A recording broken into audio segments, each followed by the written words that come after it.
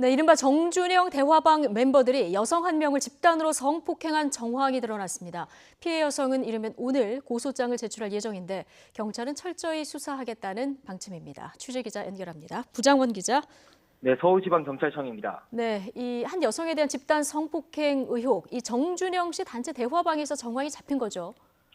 네, 정준영이 불법 촬영물을 유포한 여러 카카오톡 단체 대화방 가운데 한 개에서 집단 성폭행 정황이 추가로 드러났습니다.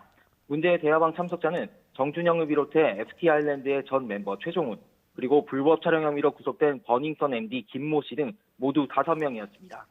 앞서 경찰 수사에선 밝혀지지 않았지만 피해자가 한 언론과 인터뷰하면서 관련 내용이 알려지게 됐습니다.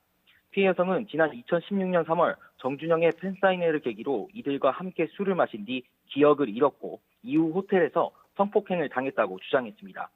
사건 직후에는 당황해 상황을 제대로 파악하지 못했고 그 뒤에도 대화방 멤버들로부터 아무 일 없었던 것처럼 연락이 와서 더 따지지 못했다고 합니다.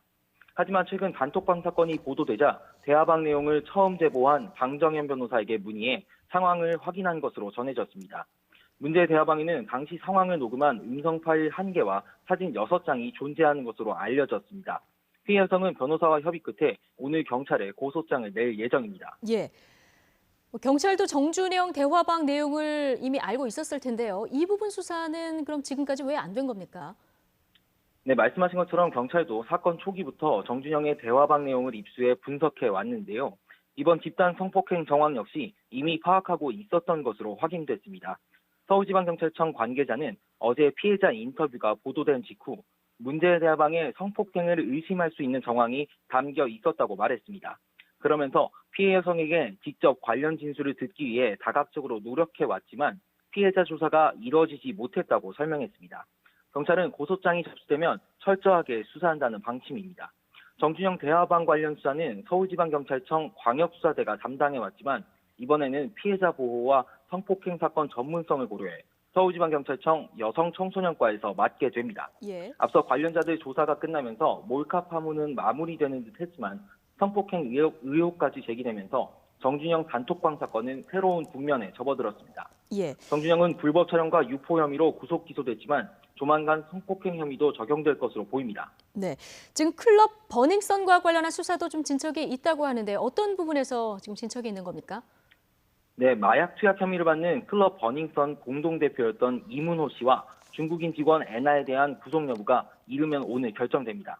오늘 오전 10시 반부터 서울중앙지방법원에서 영장실질심사가 진행되고 있습니다. 두 사람 모두 혐의를 인정하느냐는 취재진의 질문에 아무런 대답 없이 법정으로 향했습니다. 앞서 이 씨와 애나 모두 마약 검사에서 양성 반응이 나왔는데요. 이 씨에 대해선 지난달 19일 마약 투약과 유통 혐의로 한 차례 구속영장이 청구됐지만 법원은 범죄 혐의에 관한 다툼의 여지가 있다며 기각했습니다.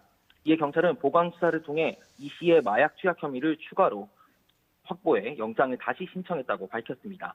하지만 클럽 안에서의 조직적인 마약 유통 혐의는 여전히 확인되지 않은 상태입니다.